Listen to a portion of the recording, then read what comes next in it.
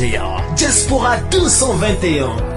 Pour retrouver toutes nos informations à chaud comme à l'accoutumée, tapez www.diaspora221.tv et optez pour des informations fiables et vérifiées. comme ami internaute du Diaspora 221 ñu ngi leen di nuyu bu baax a baax di leen wax nag ngeen dal ak jàmm di rafetlu aussi li nga xamante ne moom mooy taamu bi ngeen taamu programme yu Diaspora 221 tey ji nag dañu amaat gan parce que ne sëkk ak moom li nga xamante ne moom mooy entretien exclusif waxtaane ak moom li nga xamante ne moom mooy tolluwaay dëkk bi waaye tamit dinañ waxtaane ak moom lépp loo xamante ne aussi dafa laale ak actualité Ndeye Sow Leila la ñu dalal yaakaar naa kenn dootu ko présenté fii ci diwaanu Sénégal ñu teg fekk ko nag tey fi nga xamante ne moom mooy ci diwaanu Gambie parce que ni sax waxtaan ak moom du ñu sori ci mbir mi dañu koy bàyyi mu nuyoog téléspectateur yu Diaspora 221 Ndeye ñu ngi leen. soxna Astou maa ngi lay fay. di nuyu seen auditeur auditrice wala téléspectateur. internautes yi lañu. cher internautes yi maa ngi leen di nuyu. di am contenté lool comme d'habitude di fi teew. di def ak yow émission. fii ci biir Gambia. di leen wax bonne heureuse année. merci beaucoup longue vie beaucoup de bonnes choses. xéwal gu bëri santé de fer. surtout santé moo jar a ñaan aussi. moo jar a ñaan mu ngi noonu nuyoo baa ngi noonu ni leen ko waxee Ndeye Sow la ñu dalal moom nag yaakaar naa. miin ngeen ay waxam ci li nga xamante ne moom mooy réseaux sociaux yi mu nekkoon koo xamante ne bi muy door ci politique dañ ko gisoon mu doon ànd ak Ousmane Sonko doon ànd ak ñi nga xamante ne ñoo bokk ci coalition Jotna Ndeye tey jii ñu bëri buñ la xamee c'est grâce à Ousmane Sonko loolu lañ mën a wax moom leader bu Pastef moo tax ñu bëri ràññee la ci Sénégal gisaat nañ la après nga def ay sorties di dal ci kaw waaye dinañ ci dellu siwaat benn laaj bi ñuy tàmbalee Ndeye mooy Ndeye Sow ñu bëri dañuy wax Ndeye Sow lan lay liggéey lan ngay liggéey Ndeye. moi je suis consultante en relationnel. Leila Consulting. On fait beaucoup de choses dans cette société-là, machallah. Moi, moo waral sama miineel sax biir Gambie ak beaucoup d'autorités comme ni nga ko gisee démb. Parce qu'on travaille avec eux. kon sa ñëw Gambie di pour blow ak yooyu noonu. non sama ñëw la plupart bi on était venu pour assister au concert de Wally Seck. En tant que présidente de l'association Doomu Papa Thione. D'accord nga xam ne ñoom Aïda Diop Ramdan gars yi ñoom Kani Gueye ñëpp a nga foofu. machallah ñoom Sénégalais. moo ñu fi taxoon a teew comme ni ñu ko defee woon daaw gunge suñu rakk entre temps Viviane di jouer Mata suñu xarit la suñu sœur la invité ñu ci nag ñu ne nañ ko xaar nga xam ne bu jàllee ñu soog a mën a ñibbi voilà mais suñu teewaay Gambie c'est pas seulement pour c'était pas seulement par rapport à décembre d'accord voilà des fois dafa am liggéey yoo xam ne fii lañ koy defee d'accord métier bi wàllum consultance nga wax moom ngeen di liggéey tey Sénégal ni ma ko waxee ci politique lañ la xam Ndeye naka la duggee woon ci coalition Jotna ba tey ji génn beeg yooyu noonu. bon dama dégg léegi nga ne biñ may. xam ci président Ousmane Sonko lañ la xamee non mais yàgg nañ ci politique. parce que depuis 2019 ñu ngi fi. depuis pas 2019 depuis que j'ai 19 ans je suis dans la politique. D'accord on a fait beaucoup de partis. beaucoup d'organisations yëngu ci lu bëree bëri. ba 2017 rek boobu xamaguma Ousmane Sonko te dem naa législative. D'accord macha allah dem nañ ci législative bu 2017 yi. après nag 2019 ñëw ñu ànd ak Ousmane Sonko. bien vrai que bi ñuy ànd ak moom xamuñu ko. mais bon li mu doon wax neex naa dégg. et puis voilà. d'accord tey jii lan moo andi sa rupture ak Ousmane Sonko. Non, c'est pas une rupture. Ousmane Sonko, on a cheminé en 2019 avec la coalition Sonko Président, une coalition qui avait plus de 50 membres, parti ak mouvement. D'accord. Voilà, yu mel ne ñoom Abdoulaye Niane a ngi fi woon Bruno D'erneville ñoom Goursou Comment. boobu Bruno D'erneville moo jiite woon coalition bi. Ouais, c'était Bruno D'erneville le coordinateur de cette coalition-là. Une très bonne coalition d'ailleurs, mais bon. Après Jotna ñëw bi présidentielle yi jàllee coalition Jotna ñëw mais bon Ousmane Sonko a quitté Jotna parce que peut-être par convenance personnelle peut-être. xamoo raison yu personnelle yu tax mu quitté coalition bi. bon mës naa dégg parce que wax ji bëri na ci aussi benn waay bu nekk Sen TV. ndeysaan liñ naan ni dafa war a wax lu ko wóor. muy sëñ Saliou. mu nekk li tax Ousmane Sonko génn. dafa am ay nit ñoo xam ne ils ont été reçus par le président Macky Sall. te loolu neexul Sonko wala yëgu ko woon waxul dëgg sax dafa waxul dëgg loolu amul. te li gën a garaaw da ngay dégg nit di wax ci télé ay nit di ko dégg muy affirmer di confirmer ne loolu dafa am mais waxul dëgg. ndax góob ne sax Ousmane Sonko moom wax na sëñ Saliou Guèye moomu ne ko li ma génnee ci coalition bi mooy dafa am ay nit ñoo xam ne Macky Sall da leen a recevoir te yëguma ko. loolu amul waxul dëgg kon Ousmane Sonko li ko génne ci coalition bi mooy dafa am ñu dem pale te yëgaluñ ko. waaw parce que bu nekkee waa ji loolu la wax. sëñ Saliou Guèye loolu la wax. pas boobu le vieux charognard la xaw ma nu mu tudd xaw ma nan ñaa moo di la waxaat répété waat la même chose. ba pare ak ay affirmation ci plateau télé. kon peut-être que dañ ko dégg ci Ousmane Sonko te man mënuma gëm ne moom moo leen ko wax parce que loolu amu fa. d'accord nday tey loolu jëlewul Ousmane Sonko ci li nga xamante ne moom mooy coalition boobu ci li nga xam yow personnellement lan moo ko fa jëlee. non man daal maa ngi yow a yem wax dëgg yàlla ci ni nga ko gisee daal mu xëy rek génn ci coalition bi. ne moom bëggagul coalition dootul dugg ci coalition day demal boppam. ba à notre grande surprise ñu gis ko mu taxawal benn coalition ànd ak waa Yewwi. d'accord voilà mais peut-être il a ses raisons. yoo xam ne man franchement bëgguma wax loo xam ne. wóorul la moo ko tax a génn mais bi mu génnee aussi man topp ma ko. dama toog ci biir coalition jot na parce que dafa am lu ma gëm. mais bi mu demee dafa ne képp ku bëgg ñëw ànd ak moom da ngay ñëw dissoudre sa parti wala sa mouvement. te wax dëgg yàlla man li ma am as néew liggéeyu ma ko pour dissoudre ko ci ku mu mënti doon. du ma ko dissoudre sax ci président Macky Sall mi yor réew mi ba koy dissoudre Ousmane Sonko. d'accord tey jii Ndeye da nga yor sa mouvement bopp. muy ban mouvement. dañoo am mouvement am parti déposé suñu récépissé toog di xaar. F2D Femmes Debout. mouvement liggéeyal Sénégal. voilà ci loolu lañ nekk. d'accord taxawaloo benn mouvement nee nañ mouvement bi nga taxawal pour xeex Ousmane Sonko la. non dañoo am benn mouvement bu tudd tout sauf Sonko. Sonko dégage. uniquement pour Sonko. pour xeex Ousmane Sonko kese moom. pas xeex comme moom le truc mais par rapport ak ay façon de faire on n'est pas d'accord. d'accord on n'est pas d'accord du tout. d'accord.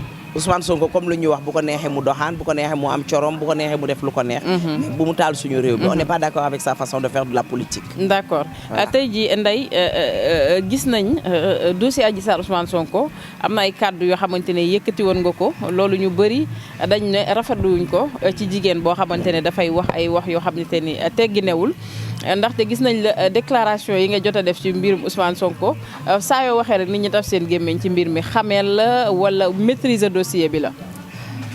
bon boobu ñu ngi ma invité woon ci comment ça s'appelle. benn site internet la woon. waaw. Dakar TV la je pense. non du Dakar TV c'était direct de Pikine. avant may yëg la veille le vendredi maa ngi woon TFM jàkkaarloo. le lendemain le samedi ñu invité ma. bi may dem foofu. maa ngi ñëw gis ubbi sama téléphone bizarrement j'ai vu des images yoo xam ne. suñu paree dinaa la ko wan moom lañ ma yónnee mooy yi ma la doon wan sànq sax ay images yu bon daal lañ ma yónnee. d'accord ak di ma saaga di ma traiter de tous les noms sur les réseaux sociaux et tout. peut-être en faisant l'émission avant de faire l'émission j'ai vu ça et je me suis laissé emporter. da nga meroon. waaw te waruma woon sax parce que. soo nekkee ci ngëm-ngëm. am na yoo xam ne waru la ma ci jéggalu Sénégalais yi dem naa ci benn télé jéggalu fa encore. di jéggalu Sénégalais yi bu baax a baax. parce que du kàddu go waroon a génn ci sama gémmiñ mënoon naa wax te du ma ci wax loolu. voilà maa ngi ciy jéggalu bu baax a baax di ci jéggalu sama responsable politique yi. parce que am na ñu bëri neexu leen. am na ñoo xam ne saf na leen. parce que des fois quand c'est chat il faut appeler les choses par chat. mais bon je me suis laissé emporter daal. te maa ngi ciy jéggalu bu baax a baax ce sont pas des choses à refaire. parce que booy wax ak nit ñi aussi di wax ak askan bi di wax ak xale yi bëgg leen a gindi am na yoo xam ne waxta génn ci sama làmmiñ. bien sûr tey gis nañ ni yéen ñi jàppale Adji Sarr bëri ngeen loolu lañ mën a wax yéen da ngeen jóg pour jàppale Adji Sarr di xeex Ousmane Sonko bu ngeen demee ba xeex bi dem ba toll fii ba procès am ñu gis ne Adji Sarr mu ngi génn wax yi mu ngi wuutee audio yi nga xamante ne jot nañ ko fi dégg Baye Mbaye MC fësal ko loolu tam gën a jox raison sénégalais yi ñu xam ne Adji Sarr dañ li ñuy wax dëgg la da doon fen waxul dëgg yow audio yi bi nga ko dégloo ndax appréhension boobu nga ci am. du Adji Sarr la ñuy jàppale. dañuy jàppale képp kuy jigéen koo xam ne yaa ngi dund lu mel ne Adji Sarr di dund te mënoo koo wax. on est contre ces vieux là. ces hommes âgés là. yuy couché ak suñu doomu 17 ans yi. mais est-ce que c'est que na dara Ousmane Sonko tamit. loolu moom dama koy affirmer. da fekkee nga ko leer na la. non dama ko affirmer laa la wax. xam nga dañ ne qui ne dit rien constant. Ousmane Sonko dañ ko convoqué ci bureau juge. laaj ko il avait l'occasion de dire parce que pour même say avocat pour mën la défendre il faut nga wax ne. mais biñ ko laajee aussi tontu na tamit. non man dégg naa tontuwul. leeruma nag j'étais pas là-bas. mais moom wax na ko nee na moom waxul dara juge daf ne ko bul ma ko laajati. man maa war a nekk président 2024. xam nga ne kooku sax déjà normalut.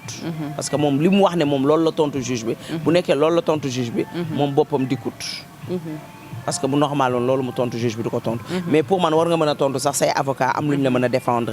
war nga mën a wax oui ou non sax ba xam am na qui ne dit rien constant. test ADN nga ne doo ko def samay deret lañ ma laaj test ADN soxlawul deret. sa salive ak yooyu noonu. sa cheveux. benn mouchoir boo laal yooyu yëpp. test ADN la. kon dañ ne qui ne dit rien constant il refuse de le faire ça signifie que. voilà c'est son ADN qui est là-bas. c'est sa chose. mais c'est son liquide c'est son liquide qui est là-bas. dañoo def lépp pour am liquide ak yooyu noonu. non mais yow nag soxna Astou waxtaan nga bëgg nag nu ñuy def ba am ndoxam. pas sperme mais bu fekkente ne am nañ karawam wala yenn yeeg yooyu noonu. bouteille bu mu naan ba pare yooyu noonu. c'est pas la peine yooyu yëpp jaru ko. bouteille buy naan wanewul ne dem na foofu. mais comme ni ñu wax nii rek dama ne la ñun du Adji Sarr moo ñu tax a jóg. li ñu tax a jóg mooy képp kuy jigéen koo xam ne yow yaa ngi ci loxo góor boo xam ne mi ngi lay def lii Ousmane Sonko di def te loolu dafa bëri Sénégal te kenn faju ko. lii Ndeye Khady ubbi Sénégal dafa bëri jànq amatul ndax yi ci la ñuy dem di liggéey. Ndeye Khady Ndiaye dans tout ça nan nga ko gisee taxawaayam ak xale yeeg yooyu. non Ndeye Khady moom ku ko topp day yàq suñu doom yi. bon la leen di jàng bon rek la ñuy jàngal mooy la mu ubbi woon këram rek. mais Ndeye Khady nga jàpp ne du victime aussi. non du victime. lu tax nga dafa doon ut xaalis. nekkul def du ci novice du ci ku bees du ci wàcc du ci Dakar. dafa yàgg def li muy def. mu jikko mais bii nag je pense que fii la affaire bi yem. te ku mel ne Ndeye Khady nga ubbi lu mel nii aussi war nañ la mën a lijjanti. war nañ la mën a seet. Ousmane Sonko encore une fois waxuma ne dafa violé Adji Sarr. mais moo fa dem. liñ koy jiiñ moo ko def. bu fa teglu woon tànkam. te nee nga seq nga ak moom affirmé nga ko aussi. ma affirmé naa ne dafa seq Adji Sarr man maa ko affirmé loolu koy wax ju jeex la. maa koy wax te ci kanamu caméra laa koy waxee. su fa demul woon kenn du ko gu jiiñ. moo fa dem bi mu fa demee kenn sumelu ko tubayam moo fa dem def njaaxaan yëfee neex muy jëw jabaram di jëw ñaareelam góor bu yëfee neexee isa lâche góor bu xaritoowee jigéen isa lâche góor bu nobanteeg jigéen isa lâche góor la yàlla bindee noonu. mu confié wu ci Adji Sarr. Une gamine de 17 ans ngay confié wu ci moom. mais Adji Sarr 20 ans la. non capitaine Touré moo ko laaj nee na Adji Sarr xamul ay atam. Adji Sarr a 17 ans. et je pense que yéen ñi yor média xam ngeen ne capitaine Touré loolu la wax. et kon quand il dit que Adji Sarr a 17 ans. mais capitaine Touré fan la waxee loolu. bi mu génnee audition defe naa wax nañ ko de. nee na Adji Sarr a 17 ans. man liir naa ko. mu ne Adji Sarr à 17 ans capitaine Touré dafay wax waxee. capitaine Touré nee naa bu dëkk bi tàkkee Ousmane Sonko am na ci wàll mooy moom it am na ci wàll bu baax a baax. ci naka. non capitaine Touré su nekkee dañ ko indil dossier. xale bu jigéen ñëw di plainte nit. na nekk sëriña mais dama koy toppee ni ma war a toppee dossier. parce que nit ki bu jiiñee nit ki muy sàcc muy lu mu mënti doon muy viol. def naa bu enquête bi jaaree yoon ñoom ñaar rek war nañoo mën a toog. d'accord ñoom ñaar. war nañoo xam nga comme moom moo ne Adji Sarr na uti preuve. mais Adji Sarr day uti preuve ñëw indil ko. parce que li muy wax da koo gëm. nit ñi nee na violé wu ko mais mën naa mu koy sàkku booba tey te xale bi bëggut. te loolu da nga jàpp ne viol la. xam nga waxuma la sax sàkku ci kanam mais boo sàkkoo nit ki ci ginnaaw rek te neexu ko rek viol la. parce que loolu sax suñu li mu de maanaam Ousmane Sonko li mu dajale def ko yëpp suñu diine nangu ko. mais loolu est-ce que Ousmane Sonko moo ko def. ba mu demee daal la def ba mu demee jël tànkam bii. Covid am nit ñi di dee des milliers de gens di dee. mu nekk député. moom ci boppam mu bokk ci ñi voté couvre-feu. ñi ko accepté. ñi ko dugal biir assemblée nationale. yow ngay wane ne am nga sañ-sañu génn. nga génn bàyyi sañ njaboot sa yaram dawut dem nga fa fajar. dem nga fa guddi dem nga fa tabaski dem nga fa 31 yow ñu lay limal bi nga duggee ci biir kër googu neewoo kat fii ma dugg war ma fee dugg parce que fii kër famille la. fii xam naa ne bu nekkee sama lombeer yii ñooy metti ñii mënuñu maa faj.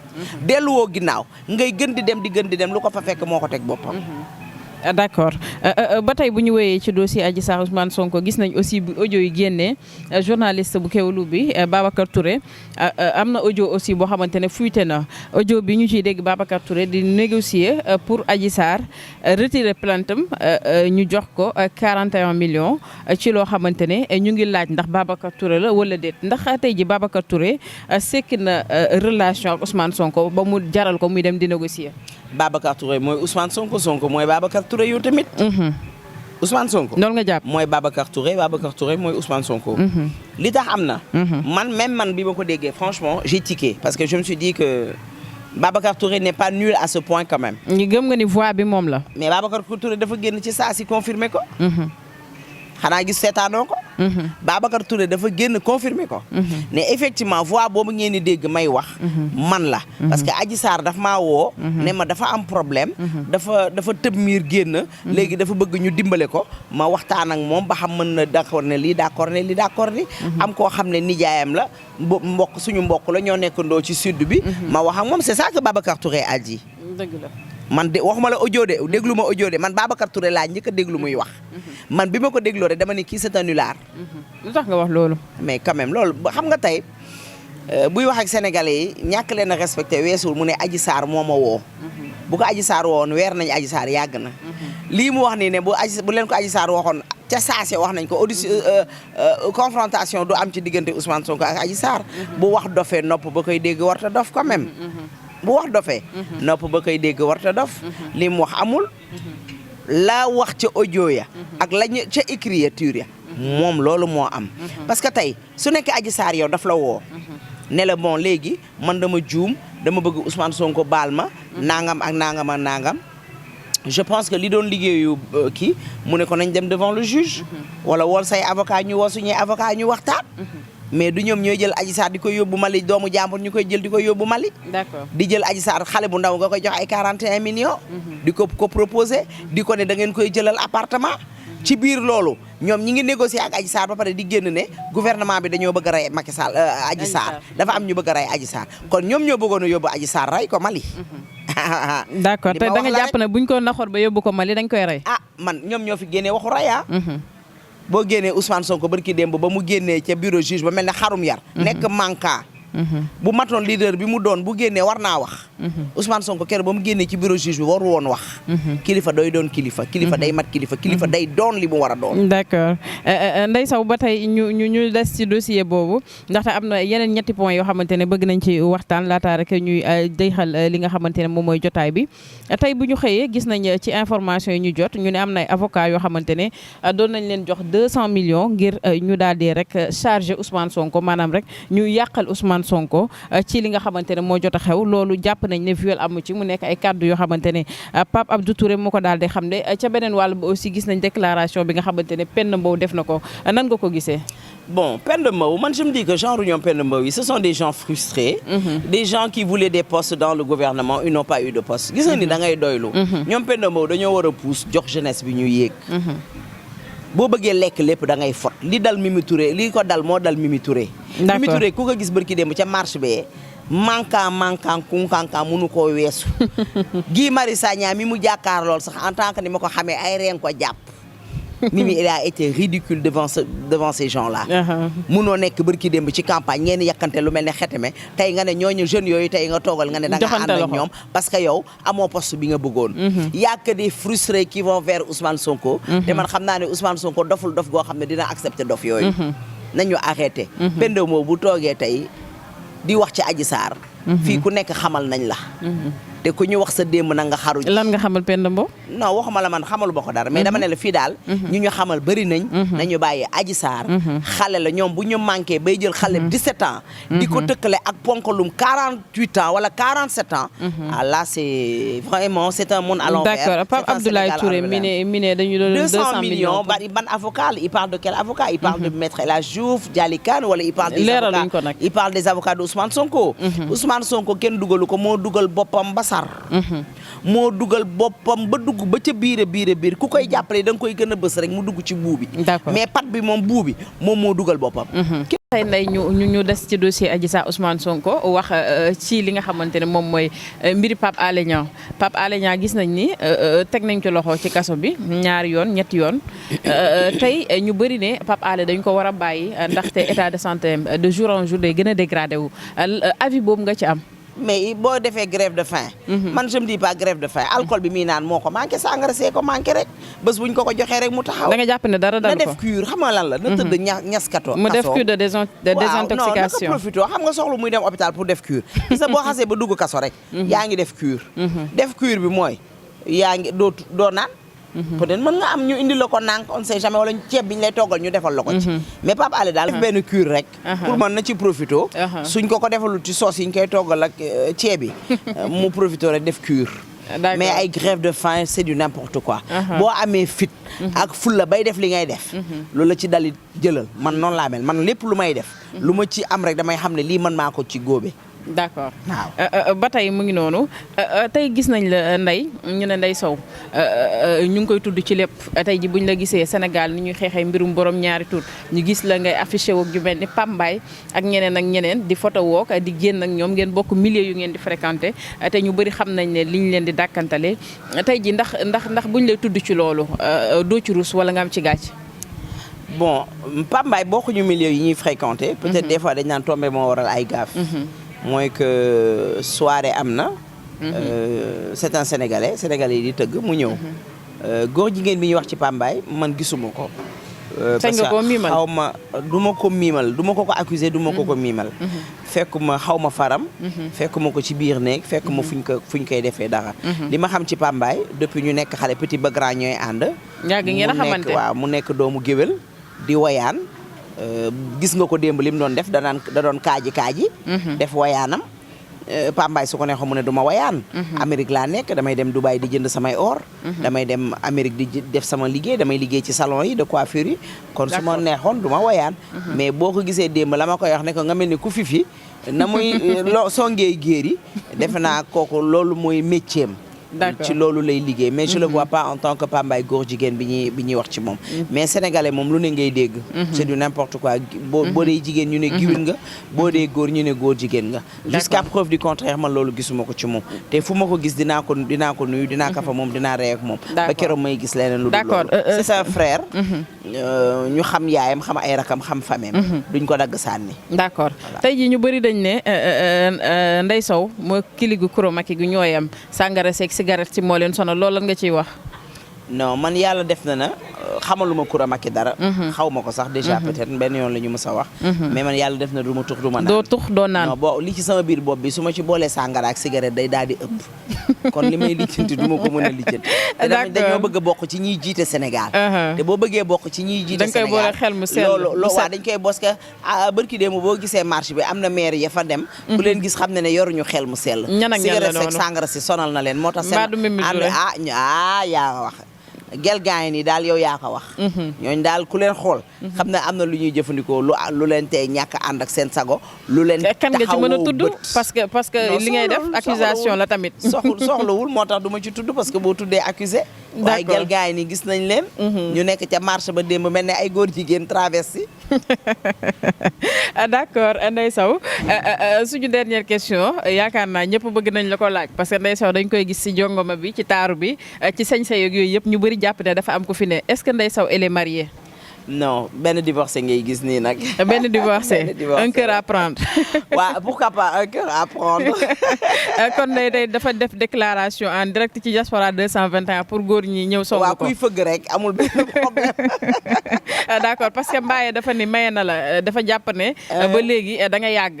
nee na ku soxla jabar rek na ñëw woo ko. loolu daal la Mbaye wax mais Mbaye de nee na kuy bëgg rek ci moom ngay jaar. mu ñëw maye la waaye voilà mais xam nga am na yu bëri yoo xam ne doo ko mën a boole yenn yi moo tax en plus ñuy moytu ci lu bëree bëri mais jigéen nañ sëy moo ñu war est-ce que Ndeye Sow bëgg na sëy mais bien sûr pourquoi pas soxla beeg liggéey yeeg yooyu noonu on n'est pas pressé de se marier on n'est pas là à dire que je cherche un mari pressé de se marier Ndeye musul marié wala dafa jot a jaar ci sëy. si non laa xam nga des fois mën nga tas bëggaat sëyaat. wala def affaire faj mère wala des trucs comme ça. yor nga sa famille am nga say doom. mais bien sûr j'ai un garçon. am naa doom macha allah xale bu góor. macha allah maa ngi koy ñaanal ci at bu bees bi. yàlla guddal fanam wéral ay cëram. amiin amiin barkeelal ko. barkeelal njabootam. yàlla bu mu gis lu mu ragal. dëgg la nañ koy dégg fu sori ci lu baax macha allah. dëgg la benn rek laa am mais maa ngi ciy sant yàlla. d'accord ndax am nañu ko amul. d'accord maa ngi ciy sant yàlla bu baax a baax sama xarit la. sama doom la. sama morom la parce que li ma ko màggee sax bëriwul. mais sant yàlla daal. di wax encore une fois. sëy moom du lu ñuy yàkkamti. dëgg la takk ma boo gis fase ma moo ciy topp. heure bu jotee yomb. voilà te am nga jotu sëy tey bu jëkkër ñëwoon da ngay sëy. mais bien sûr sëy rek laay def damay sëy bay naaw. kon day saw day wër jëkkër actuellement. non wóoruma jëkkër nag wóoruma ko de je cherche pas mari pas cherche mari. peut-être y aura des cherche femmes. xale yi dañ lay yàq si réseaux sociaux yi de. lu tax boo paree dañ ne da ngay wër jëkkër. loolu la ñuy wax de cherche mari. non je pense que cherche femme yi ñooy gën a bëri fi ñu toll nii mais pas cherche mari. d'accord encore une fois pour man lu jot yomb daal. d'accord waaw c'est tey même bu ma musul woon sëy sax. du ma ko yàkkamti astama ma sëy sëyati. d'accord voilà lu jot daal yomb. voilà. lan mooy kase relation yi mariage lan moo koy yàq lan la. bon tu sais incompréhension la wala lan la boo nekkee femme d'affaires femme buy politique et tout. des fois l'homme j'ai eu un mari qui m'a compris comprendre na ma xam ne damay politique sama liggéey daf may tax may voyager lu bëree bëri. parce que moom tamit tukkikat la woon. mais c'était pas ça le problème. d'accord je pense que y avait pas de problème lu war a jeex moo war a jeex. mais des fois aussi da nga ciy tase ñoo xam ne dañuy am sa complexe wala ils ne comprennent pas. dañuy dégg rek madame la présidente alors que madame la présidente bi ci nii rek la yam madame la présidente boobu yorul ay millions yorul ay milliards. mais peut-être titre bu fi nekk la yàlla cëralee ko loolu. parce que diwa ngi nee di dem sama papa Thione way na ko. diwa ngi nee di dem yàlla moo koy def ci jaam. du des fois lu nit ki di forcer wala lu muy sàkku. mais bu dul loolu bu sëy jotee dañuy war a sëy quoi parce que jëkkër sang la. d'accord waaw da nga ko war a tay bi war ko jaamu voilà quoi man loolu laa gëm. d'accord sa jëkkër parce que un couple c'est une complicité. jëkkër ak jabar dañoo war a xaritoo war a am complicité. wax di waxtaan wax di diisoo. je pense que yooyu bu dee am rek réeroo du am. mais ci sëyu africain yi surtout le Sénégal yooyu yu bëri def ci manqué. dëgg la Ndeye Sow. sëykat dëgg yi nag amuñu jëkkër. amuñu chance li ñuy wax ñu mën a kot amuñu mbaam. d'accord mu ngi noonu Ndeye Sow mbégte la ñu amoon ak contentement dalal la parce que yàgg nañ la bëgg jël Sénégal gisuñu la. ñu ñëw Gambie occasionnellement fexe ba gis la ñëw ba sa hôtel jël si la. ngi def ak yow émission vraiment ñu ngi lay jaajëfal bu baax a baax ci sa disponibilité ak ci gentillesse bi et tout di la souhaiter une bonne et heureuse année 2023 di la bàyyi nga tàggatoo sa kàddu yu mujj. maa ngi nuyu sama mbokku Gambien yi. sama ay xarit am naa fi ay xarit quand même maa ngi nuyu ku mel ne Mata Cissé naan si borom Suède Mata nekk nit ku baax nit ku oyof mënoon na ne sama mag moom fii kon lu ma neex laay doxalee mais man des fois bu may ñëw sax damay rus a woote damay jékki-jékki rek ñëw parce que boo wootee rek doo fay. te nit aussi yàpp ak deret kese la. dëgg la ndax nit bu ubbee business am daf ci ut dara moo tax. buñ ko toppee rek te loolu defe naa Sénégalais yu bëri yu fii ñëw mën nañoo seede loolu. Viviane mii boo leen ko laajee ñoom Pape Cheikh Diallo ñoom ñëpp Wally Seck ñoom ñëpp dinañ leen ko wax. que borom hôtel bi muy xatib mu nekk nit ku baax nekk suñu càmmiñ ñu seq ak moom jàmm ak salaam maa ngi sant Elisabeth Diop saa yu may ñëwee mooy sama njaatige fii ci biir Gambia. daf may defal service yu bëree bëri macha allah. di sant sama copine Fatim ñoo ànd. di gërëm waa Gambie daal amuñu seen fay. voilà amuñu seen fay. suñu ñëwee dinañu guddil dinañu bëccëgal. dama bëgg suppu kàññe ku mu ci liggéey jàpp ma. suñ may invité suppu kàññe lañ may invité ma rey ci sama bopp ba bu may ñibbi. du ma mën a dox. mais dañ leen di sant daal di leen gërëm. voilà c'est le Sénégal qui gagne c'est la Gambie qui gagne. d'accord mu ngi noonu ñu koy jaajëfal bu baax a baax moom Ndeye Sow moom la ñu dalaloon tey sekk ak moom waxtaan mu nekk entretien exclusif bu ñu def ak moom fii ci diwaanu Gambie mu nekk koo xamante ne Sénégal xam nañ ko ci idée yi nga xamante ne da koy def ci wàllum politique di ko défendre ñu koy sant bu baax a baax di ko gërëm ci li mu accepté def ak ñun émission bi di sant képp koo xamante ne toogoon nga du ñu suivre ci chaîne leader bi nga xamante ne moom mooy Diaspora 221 di souhaiter encore une fois de plus une bonne et heureuse année abonnés yi yëpp yi nga xamante ne ñoo tàmm di suivre li nga xamante ne moom mooy Diaspora 221 ñu leen di jox dig daje ba beneen ak beneen invité jërë ngeen jëf